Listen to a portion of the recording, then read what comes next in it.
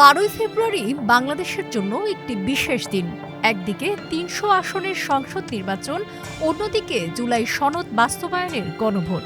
একই দিনে দুটি ভোট হওয়ায় ভোটের সময় বাড়ানো হয়েছে ১ ঘণ্টা, সকাল 7:30 থেকে বিকাল 4:30 পর্যন্ত। কিন্তু ভোট শেষে কি হয়, কিভাবে ব্যালট পেপার থেকে তৈরি হয় চূড়ান্ত ফলাফল, আর কারচুপির যে শঙ্কা অনেকে করেন, তার নিরাপত্তাই বা কতটুকু?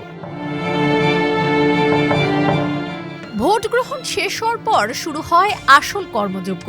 প্রিজাইডিং কর্মকর্তা উপস্থিত পোলিং এজেন্টের সামনে ব্যালট বাক্স লক করেন এবং নির্ধারিত গণনা কক্ষে নিয়ে যান। এখানে স্বচ্ছতা নিশ্চিত করতে প্রার্থী বা তাদের এজেন্ট, সাংবাদিক ও পর্যবেক্ষকরা উপস্থিত থাকেন। এবারের চ্যালেঞ্জ হলো দুটি আলাদা ব্যালট, সংসদ নির্বাচনের জন্য সাদা এবং গণভোটের জন্য গোলাপি ব্যালট। প্রথমে 2 রঙের ব্যালট আলাদা করে বান্ডিল করা হবে, এরপর প্রতীক অনুযায়ী শুরু হবে গণনা। মনে রাখবেন, যদি কোনো ব্যালটে প্রিজাইডিং কর্মকর্তার স্বাক্ষর না থাকে বা সেটি ছেঁড়া থাকে, তবে তা বাতিল বলে গণ্য হবে। ভোট গণনা শেষ হলে তৈরি হয় রেজাল্ট শিট বা 16 নম্বর ফর্ম।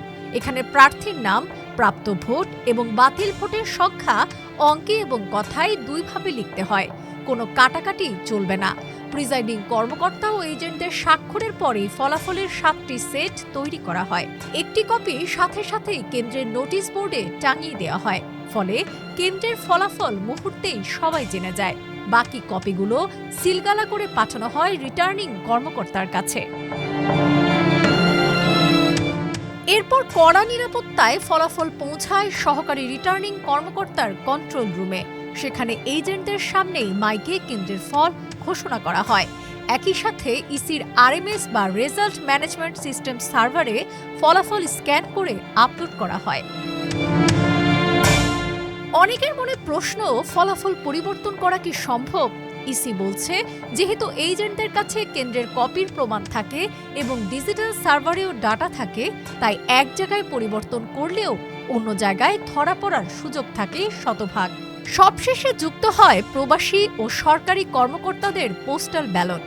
রিটার্নিং কর্মকর্তা সব কেন্দ্রের ফলাফল ও পোস্টাল ব্যালট যোগ করে ঘোষণা করেন আসনের চূড়ান্ত বিজয়ী।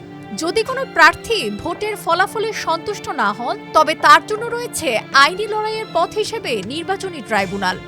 জনগণের প্রত্যাশা, স্বচ্ছতা আর সতর্কতা, এই দুয়ের সমন্বয়ে নির্ধারিত হবে 12ই ফেব্রুয়ারির রায়। ডেস্ক রিপোর্ট, আজকের পত্রিকা।